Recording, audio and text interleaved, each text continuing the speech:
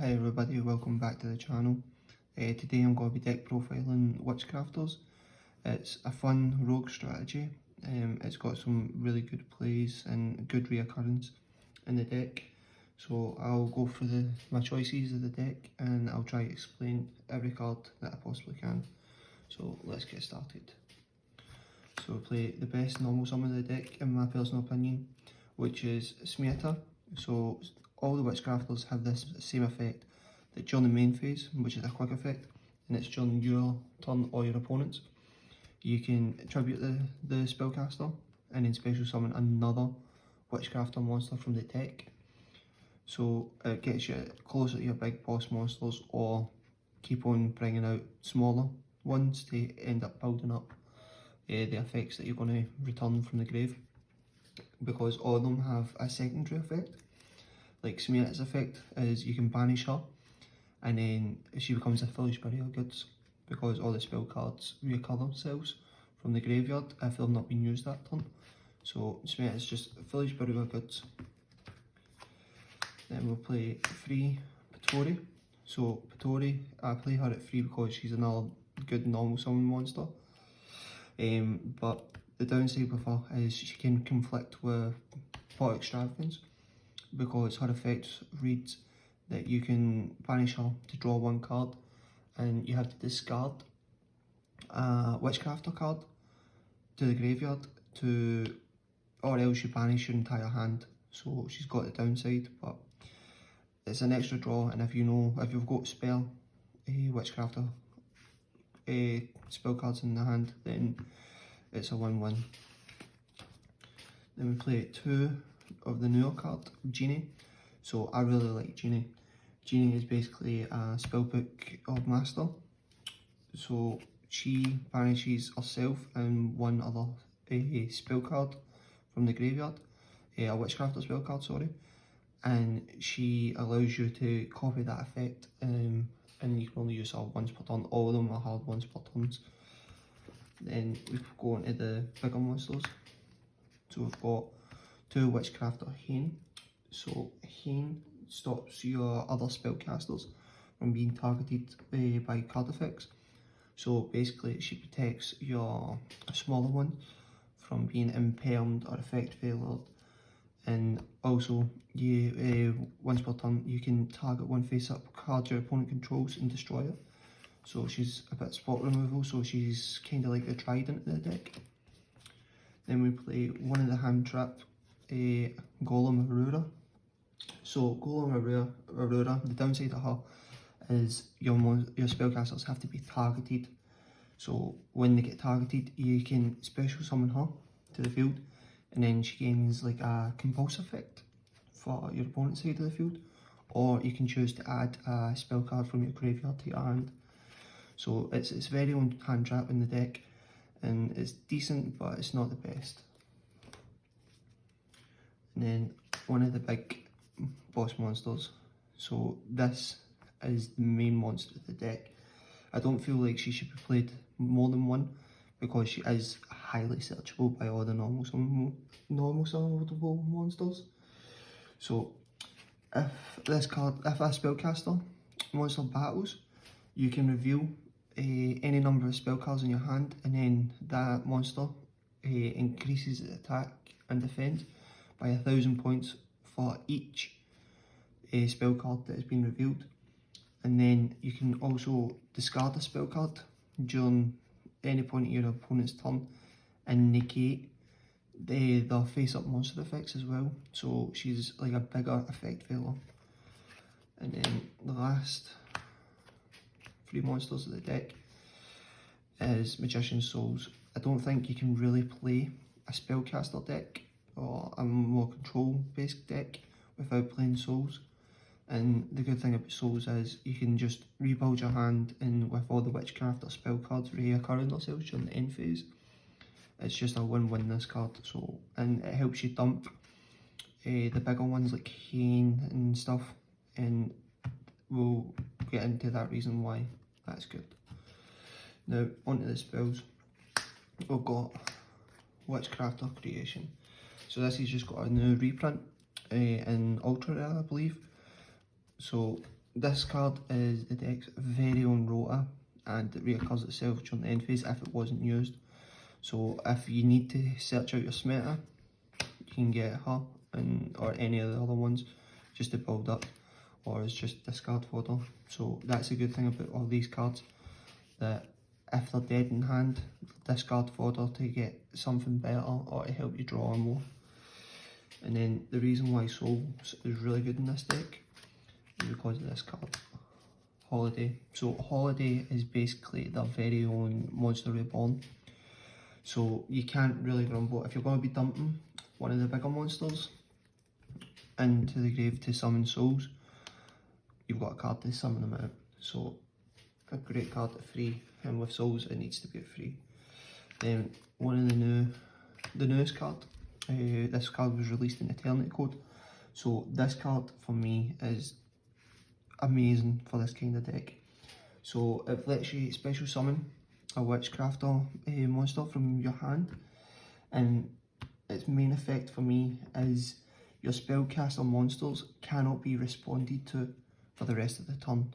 So if you use this to summon out, then you don't need to worry about Ash, you don't need to worry about Impermanence, because they all go through. It can't be responded to, so it's got the same clause as Super Poly, and we all know how good Super Poly is. Next we play one Draping. So Draping is basically a watered down version of Giant Trinity for them, because it bounces cards up to the number of Witchcrafter monsters you control. So it's decent, it's a quick play, and it helps you get rid of the back row. Then we play one Scrolls. So Scrolls is another card that conflicts with Pot Extravagance, but it's the difference between continuous spell cards and the normal spell cards is when these are in the graveyard, they summon from field to the field instead of getting added to hand. So it is decent, and you get the draw effect when a spellcaster monster destroys an opponent's monster by battle. Then we play two By Street. So By Street, if you don't know, is basically their own version of Diagram. So if you don't know what Diagram does, it's basically if your Witchcrafter monster would be destroyed by battle or card effects, for the first time it isn't destroyed. So it's just a little bit more resilience to the deck, and being a continuous, it just brings it back. And then also By Street and Scrolls have another effect, that if a Witchcrafter monster would discard or send to use its effect, you can send these from the field as well to trigger that monster's effect. And then we play the card that conflicts mostly with the deck, but also helps the deck actually get going, is Pot Extravagance. For me, especially in this deck, Pot Extravagance is a win-win, for the simple fact is, you either draw two if your hand's a bit bricky, or if you've got Souls, or you've got Scrolls, or Pottery, you can just use this as discard fodder. That's it. This card doesn't lose you, it doesn't lose anything. You either gain or you gain in a different way. Then we play Free Call by the Grave. Ash can really hurt this deck depending on what line of play you're going down, or if you've got Unveiling or not. So I'd definitely say that it needs to be played at free. We also play one Instant Fusion, because it is at one. It is basically a fourth Call by the Grave. Then we play two Secret Village of the Spellcasters and one Terraforming. So basically, this is just the slow down decks and strategies that use spell cards, and also give us a wee bit of protection from Lightning Storm, because the deck doesn't actually have like any real negates to stop Lightning Storm. So it's just a little bit more protection. And then lastly, we play 3 Impermanence. Impermanence for me is the best hand trap of the format, just because It can get around the Guardian monster and Emancipators and stuff, and it can't be called by the Graved. So I think that's why Impermanence is the best hand trap in this format. We don't really run hand traps in this deck because we just want it all to be fuel for the Witchcrafter monsters. Moving on to the extra deck, we play 1 Millennium's Eyes Restrict to make the instant fusion another call by. Then at Help Break board, we play 2 Thousand Eyes Restricts and 2 Relinquished Animas. So basically, if they've not really got many negates on the field, we can just summon these 2 out to get rid of 2 monsters. So that's what our instant fusions get out. And then the 1 Link Grave will just either get Genie in the grave or to just give us a wee bit more protection. Then we do play the Breaker Link monster.